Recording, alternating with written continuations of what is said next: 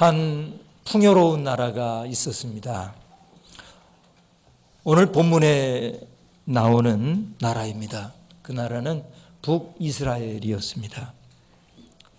이 북이스라엘 당시의 왕의 이름은 여로보암 2세였습니다.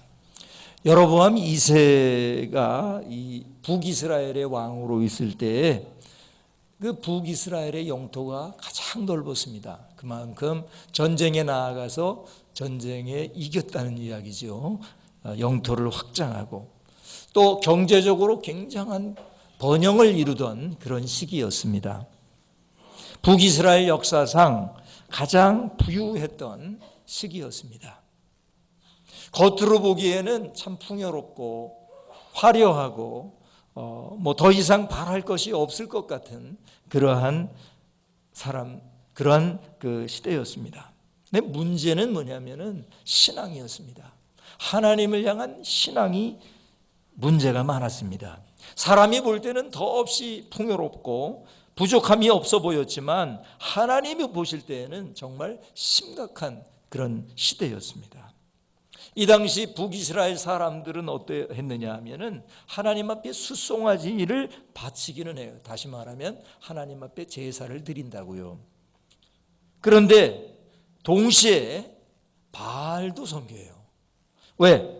자기들이 그렇게 경제적으로 풍요롭게 되었던 근본적인 이유는 하나님이 아니라 풍요의 신인 바알이라고 믿었기 때문이에요. 그래서 바알에게 제사를 드리고 이 모양이었단 말입니다. 이 북이스라엘은 건기가 끝나게 될 때 우기와 건기를 나눈다면 건기가 끝날 때쯤에 이 바알 신전에서 축제를 거행했다고 합니다. 그래서 바알 신에게 제사를 드리고 막 페스티벌을 열고 그렇게 했습니다. 영적으로 그냥 보통 타락한 게 아닙니다. 엉망이었습니다. 하나님의 제단 바로 옆에 바알에게 바치는 제단을 나란히 건설하고 만들었습니다. 뻐젓이 말이죠. 그들은 하나님께 제사는 드렸지만 그것은 하나님이 보시기에는 형식적이었습니다. 왜요? 형식적이니까 그럴 수 있죠. 정말 진심으로 하나님 앞에 오직 여호와 하나님이 유일한 신이라고 믿고 제사를 드렸다고 하면 어떻게 그럴 수가 있어요? 어떻게 바알 신에게도 그렇게 제사를 드릴 수가 있습니까? 또한 이스라엘 사람들은 이렇게 우상을 섬기는 것 외에 어떤 범죄를 하나님 앞에 저질렀습니까? 강대국이었던 아수르를 너무나 의지했습니다. 하나님을 의지하지 않고 아수르를 의지했어요. 또한 자기들의 군사력을 의지했습니다. 이 여로보암 2세 때 군사력이 아주 강했거든요. 그러니까 자기들의 군대의 숫자, 또 자기들이 가지고 있는 그 무기, 이런 것들, 군사력을 의지했습니다. 겉으로 보기에는 풍요롭고 화려해 보였지만 하나님 보시기에는 너무나 하나님으로부터 멀리 떨어져 있었어요. 하나님께 범죄하고 있었던 것입니다. 자, 이러한 나라에 하나님께서 과연 복을 주시겠습니까? 은혜를 주시겠습니까?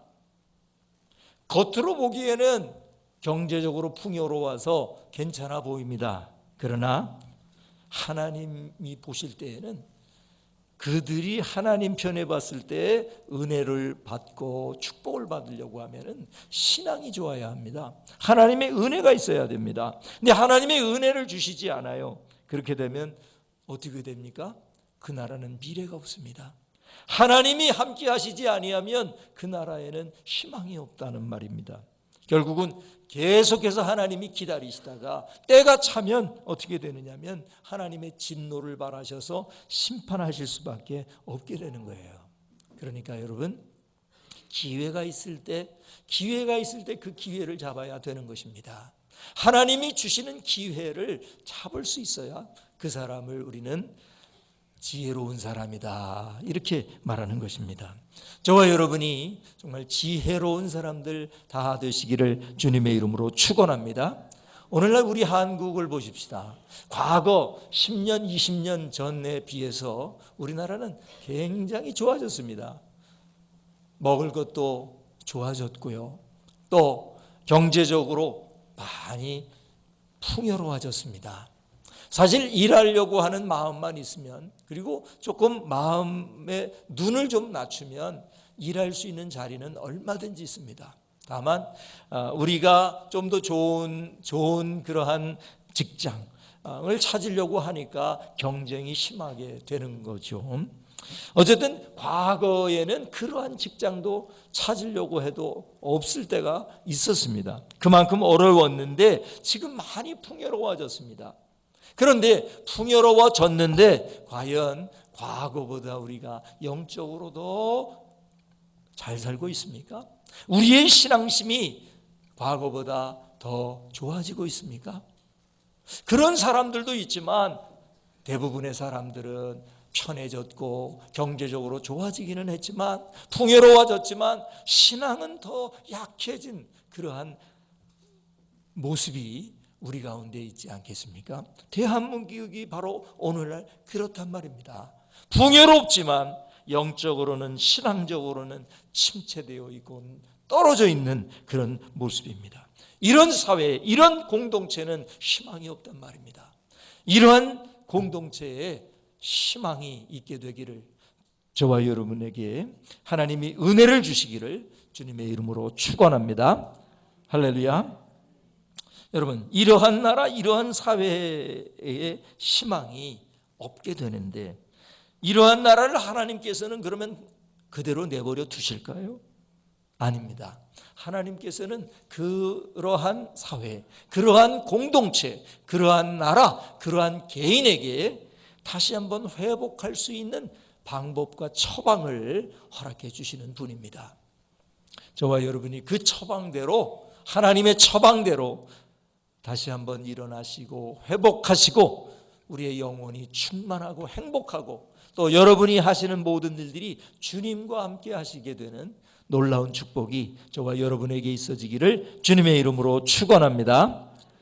자, 오늘 본문 말씀에 보시면은 북이스라엘 여로보암 2세 때의 시대 상황이 기록되어 있습니다. 말씀드린 대로 겉으로 보기에는 풍요로웠고 국토도 넓어졌고 화려해 보이지만, 강해 보이지만 영적으로는 하나님으로부터 멀리 떠나 있었습니다. 하나님께 범죄하고 있어서 영적으로 희망이 없었습니다. 미래가 없었습니다.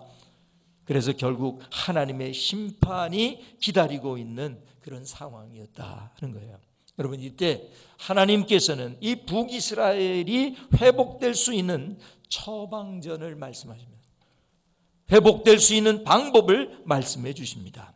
여러분, 희망이 없는 북이스라엘을 회복시키시는 하나님의 처방이 무엇입니까? 그것을 함께 좀 나눠보기를 원합니다. 이 희망이 없어 보이는, 희망이 없는 이스라엘을 회복시키시는 하나님의 처방이 뭐예요? 첫 번째로 보시면은 하나님의 말씀을 깨닫고 하나님께 돌아오는 것이라고 말씀합니다. 한번 따라합시다. 하나님의 말씀을 깨닫고 하나님께 돌아오라. 그렇습니다. 여러분, 이스라엘의 그때의 상황이 어떻습니까? 1절을 다 같이 한 목소리로 읽겠습니다.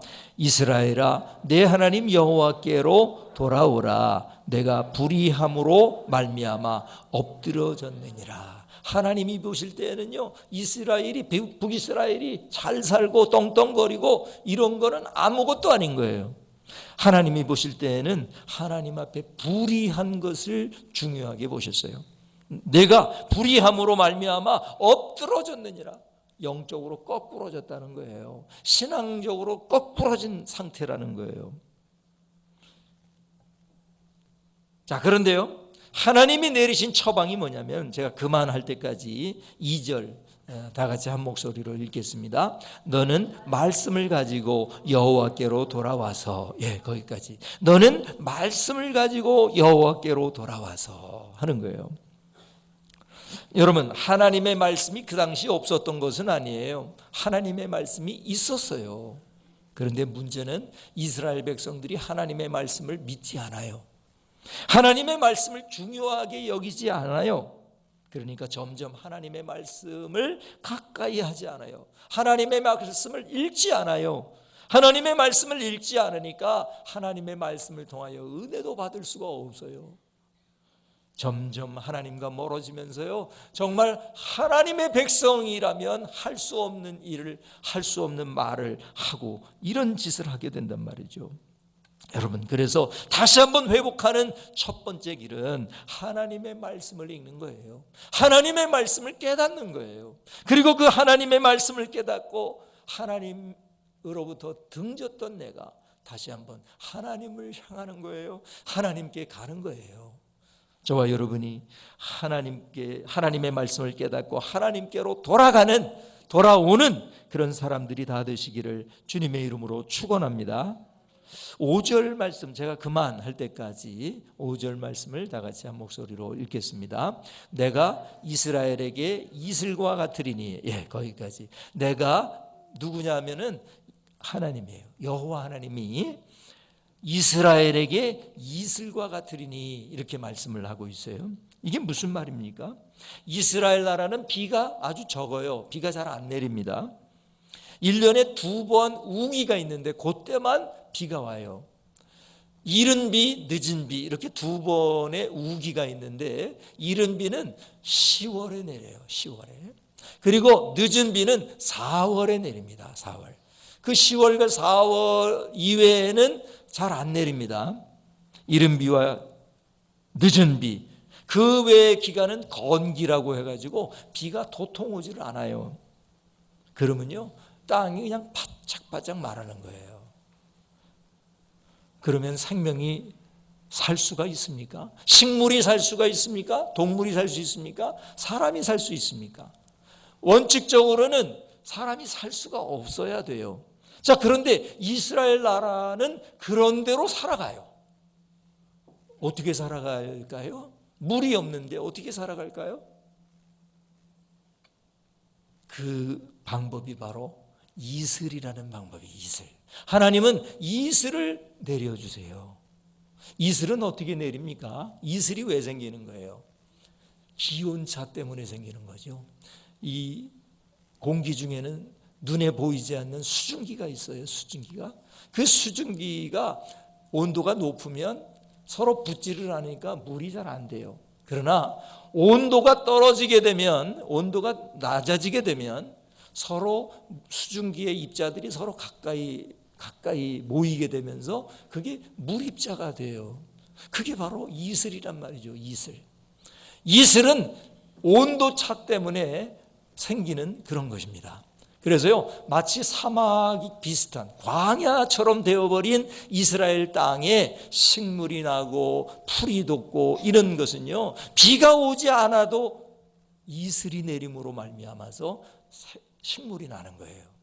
또 동물들은 그 식물을 먹을 수가 있고요. 그리고 동물들이 그 아침에 내리는 이슬을 핥아 먹으면서 생명을 유지하는 거예요. 생명을 유지하는 거예요. 참 놀랍죠?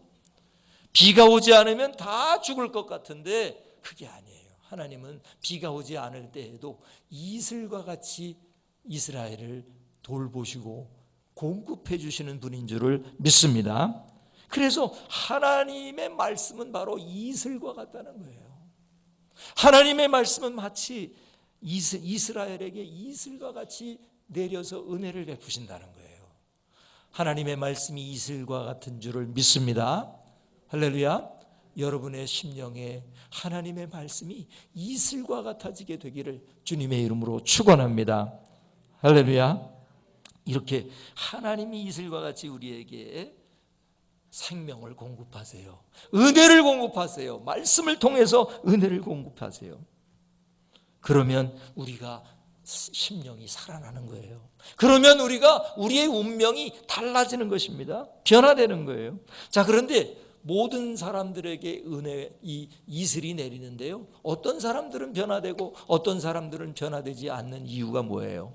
우리 9절을 다 같이 한 목소리로 읽겠습니다.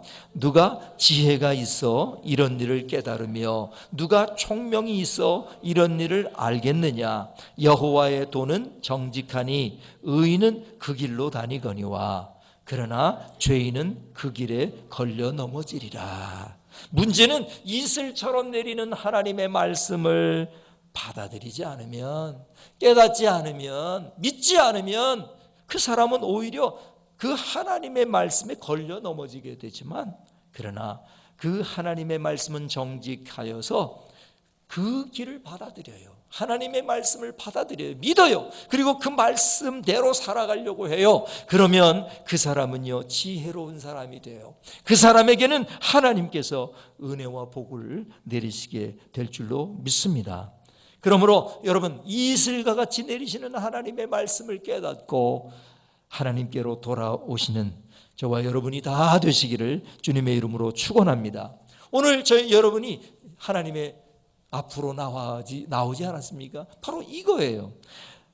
하나님의 말씀을 깨닫고 이슬과 같은 하나님의 말씀을 깨닫고 하나님께로 이렇게 찾아 나올 때에 여러분에게는 회복되는 은혜가, 가능성이 열리게 되는 것입니다.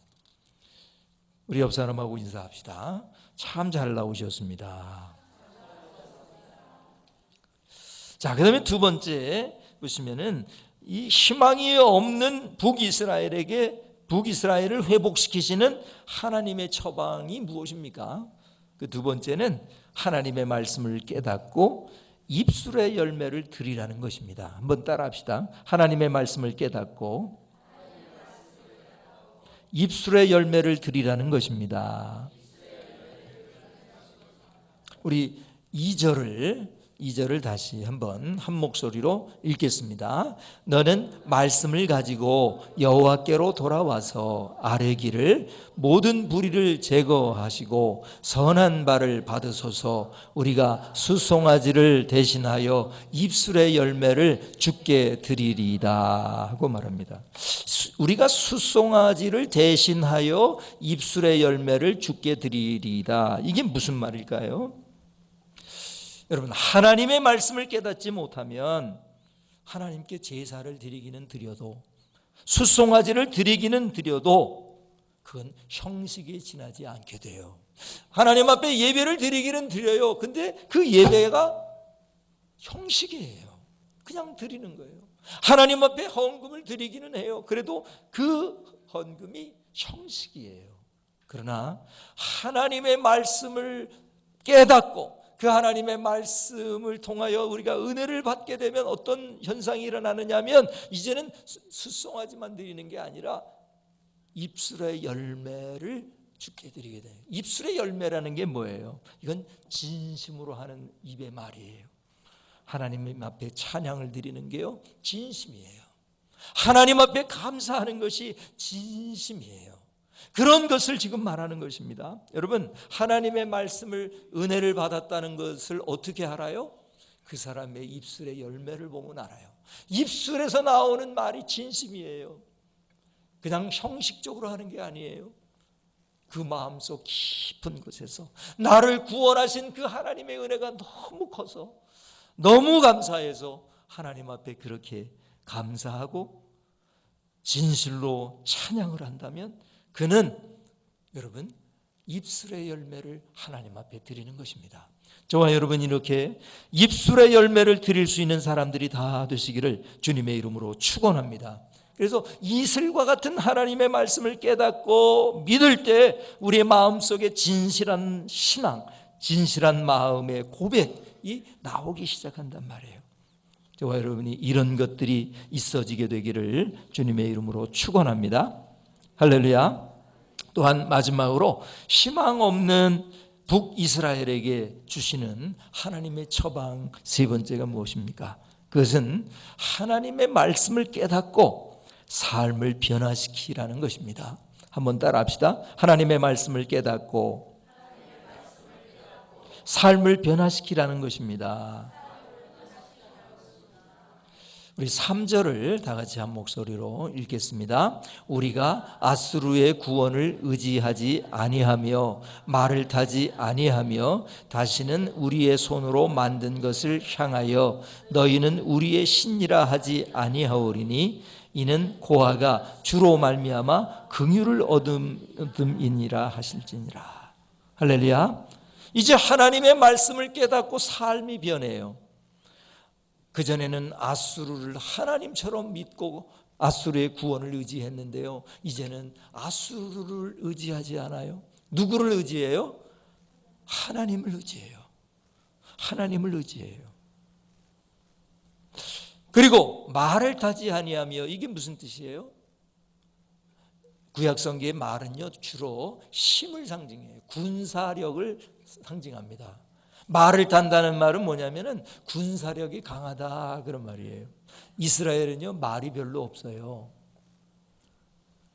애굽에 가야 말이 있어요. 그래서 말이 많다 하는 거는요, 군사력이 강하다, 그런 뜻이에요. 말을 타지 아니하며, 이 말은 뭐예요? 군사력을, 나의 힘, 국력을 의지하지 않겠습니다, 그런 뜻이고요. 또 다시는 우리의 손으로 만든 것을 향하여 너희는 우리의 신이라 하지 아니하오리. 다시는 바알 신상을 이제 손으로 만들어 놓고는 이게 우리의 신이다 이러면서 우상을 섬기지 않겠다는 거예요. 근데 오늘날 우리가 우상은 잘 웬만해서는 섬기지 않잖아요. 근데 오늘날 21세기에 우상 섬기는 게 있어요. 그게 뭐냐면은, 그 우상이라고 하는 그 의미는 뭐냐면은요, 보이는 하나님이에요. 보이는 하나님은 보이지 않는데 보이는 하나님을 만드는 거예요. 그리고 그 우상의 핵심은 뭐냐면요, 하나님보다 더 사랑하는 게 우상이에요. 만약에 우리 젊은 우리 학생들이 너무나 지나치게 아이돌을 사랑하잖아요. 하나님보다 더 사랑하잖아요. 그거는 정말 말 그대로 아이돌, 우상이에요.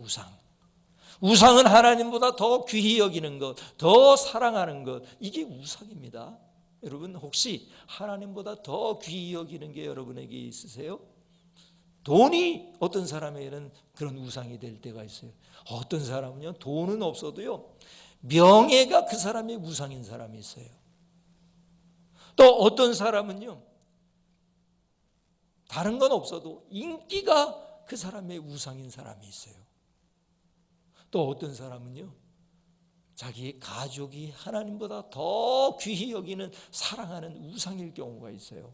여러분, 가족은 사랑의 대상이기는 하지만 여러분, 하나님보다 더 사랑하면 그게 우상이 될 수 있어요.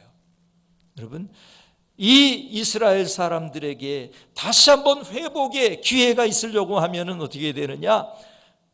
우상을 섬기지 말아야 한다는 거예요. 또 그 다음을 보니까 이는 고아가 주로 말미암아 긍휼을 얻음이니이다 그랬어요. 전에는 고아들에 대해서 관심을 기울이지 않았어요. 그러나 이제는 하나님의 말씀을 가지고 은혜를 받고 깨달으니까 이제는 고아들에게 하나님의 긍휼과 사랑을 주는 사람들이 되었단 말이에요. 자, 이렇게 삶이 자꾸만 변화되게 돼요. 여러분, 이렇게 하나님의 말씀을 깨닫고 삶이 변화되면 하나님께서는 그냥 놔두시나요? 아니에요. 은혜를 주시기 시작해요.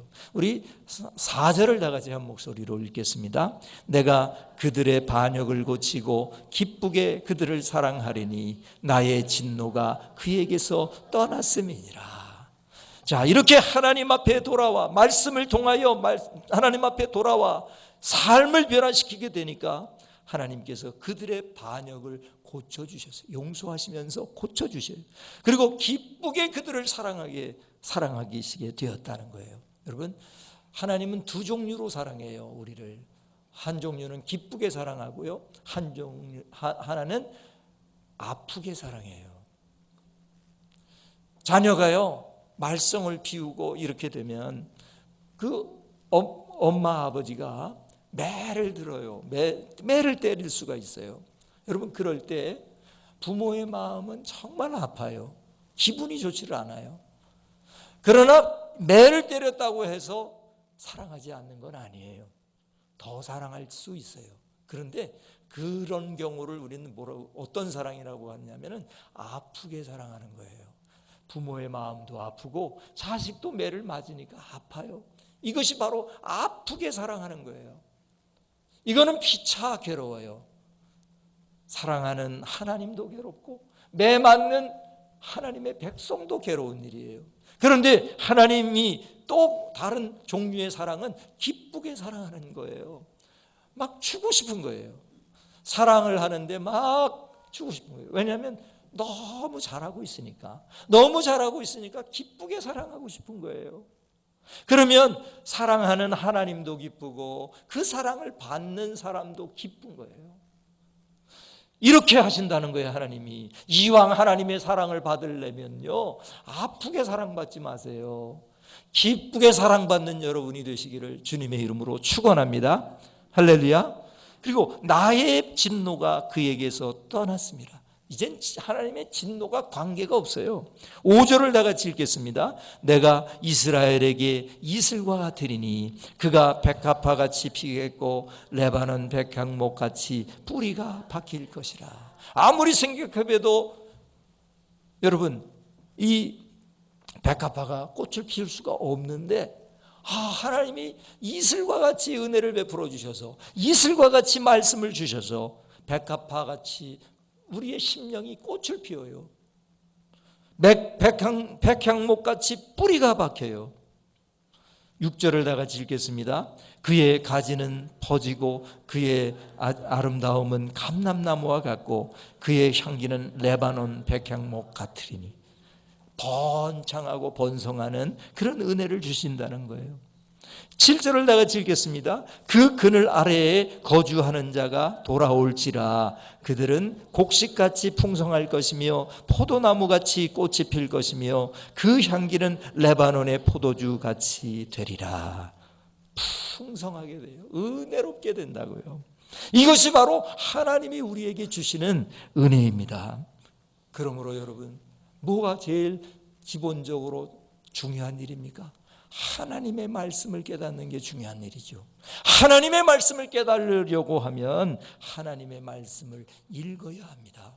하나님의 말씀을 읽고 그 말씀을 믿고 그 말씀을 통해서 깨달음을 받고 하나님 앞에 나아가고 입술의 열매를 드리고 그리고 우리의 삶을 변화시키게 될 때 하나님은 우리가 주지 마세요 그래도 하나님은 한없는 은혜를, 축복을 저희들에게 주실 줄로 믿습니다. 미국의 윌슨 대통령은 1911년 5월 7일 날 덴버에서 이런 연설을 했습니다. 내가 말하고 싶은 것은 미국의 운명은 여러분이 위대한 계시의 책인 성경을 열심히 읽느냐 읽지 않느냐에 달렸다는 것입니다 하고 말했습니다. 미국에는 아주 신앙이 깊은 대통령들이 많이 있었어요. 링컨이 그러고 그랬죠. 이 위드로 윌슨 대통령도 신앙의 사람입니다. 미국의 운명은 여러분이 위대한 계시의 책인 성경을 열심히 읽느냐 읽지 않느냐에 달려있다 하고 말을 했어요.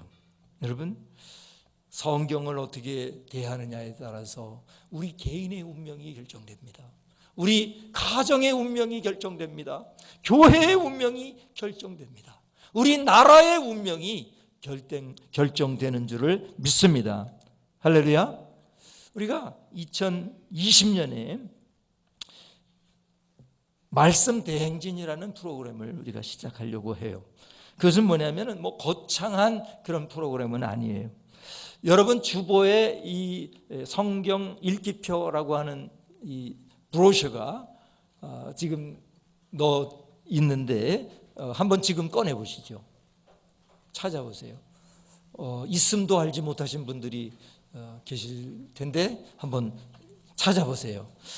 이것은 제가 일주일에 한 번씩 하나님의 말씀을 함께 연구하고 목회를 함께 연구하는 형제 같은 목사님들이 계시는데 그 교회 목사님이 자신의 교회를 위해서 인쇄한 것인데 굉장히 많이 하셨어요. 그래서 우리 함께하는 목사님들에게 이거 함께 나누어 쓰면 좋겠다. 그래서 나누어 주셨고, 그래서 우리 교회 이름을 붙인 스티커를 붙여서 여러분에게 나눠드렸습니다.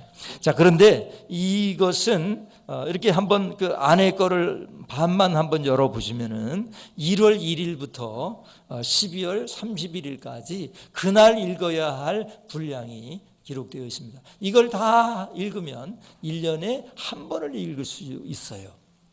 그래서 그 읽으신 다음에는 그 1월 1일 한번 보시면은 장수가 2장이고 그 다음에 횟수 그랬는데, 이 횟수는요 정자 표시로 이제 표시를 하세요. 다 한 번 읽으시면 이렇게 짝대기 하나, 2번 읽으셨으면 아래로 하나, 이렇게 해서 뭐 5번도 좋고 조금 작게 기록하면은 10번도 이 브로셔로 여러분이 하실 수가 있어요.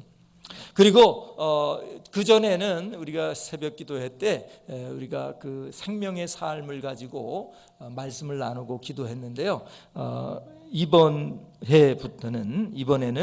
그 만약에 1월 2일 창세기 3장에서 5장이다 그러면 그 안에 한 본문을 제가 선택해서 거기에서 설교를 말씀을 드리고 그 다음에 기도하는 그런 새벽 기도로 바꾸겠습니다. 새벽 기도회 시간에 직접 성경을 3장 정도를 읽으려고 했더니 너무 시간이 오래 걸려서 읽는 거는 여러분이 읽으시고 그 중에 한 본문을 선택해서 제가 말씀을 전하겠습니다. 그리고 주일날 설교 말씀의 본문도 일주일 동안 읽었던 그 본문, 그 성경 말씀 중에서 저도 은혜 받은 곳을 선택해서 그 본문으로 설교 말씀을 드리겠습니다. 그리고 그 설교 말씀을 들은 것을 오후 찬양 예배 시간에 제가 앞으로 발표하게 될 목장별로 가셔서 그 받았던 은혜를 그냥 쉐어링, 나누는 것을 하는 그 시스템으로 말씀 대행진이라는 프로그램을 이제 하려고 합니다. 적극적으로 잘 참여해 주셔서 은혜를 많이 받으시기를 바랍니다. 그래서 이것을 여러분의 성경책에 꼭 넣고 다니면서 여기에 표시하고 이 말씀을 통하여 은혜를 받으시고 깨달으시고 하나님의 큰 복을 누리실 수 있게 되기를 주님의 이름으로 축원합니다. 기도하시겠습니다. 오 하나님 아버지, 참 감사합니다. 우리도 전에보다 많이 풍요로워졌지만 우리의 믿음과 우리의 신앙이 침체되었고 하나님으로부터 멀리 떠나 있었음을 주님 앞에 고백합니다.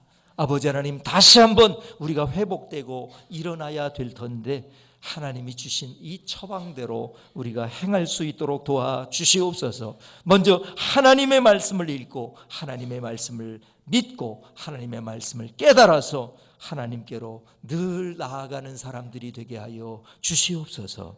또 하나님의 말씀을 깨닫고 형식만이 아니라 입술의 열매를 드리는 저희들이 되게 하여 주시옵소서. 또한 하나님의 말씀을 깨닫고 하나님 앞에 돌아가 우리의 삶을 변화시킬 수 있게 하여 주시옵소서. 그래서 하나님께서 내리시는 그와 같은 영적인 복, 그리고 우리의 마음의 복, 우리의 육체의 복, 우리의 생활의 복이 넘쳐날 수 있도록 역사하여 주시옵소서. 우리가 2020년 말씀 대행진이라는 프로그램을 우리가 시작하려고 합니다. 저희들에게 이 말씀대로 살아가는, 그리고 은혜 받는 한 해가 되게 하여 주시옵소서. 이 모든 말씀 예수님의 이름으로 간절히 기도드리옵나이다. 아멘.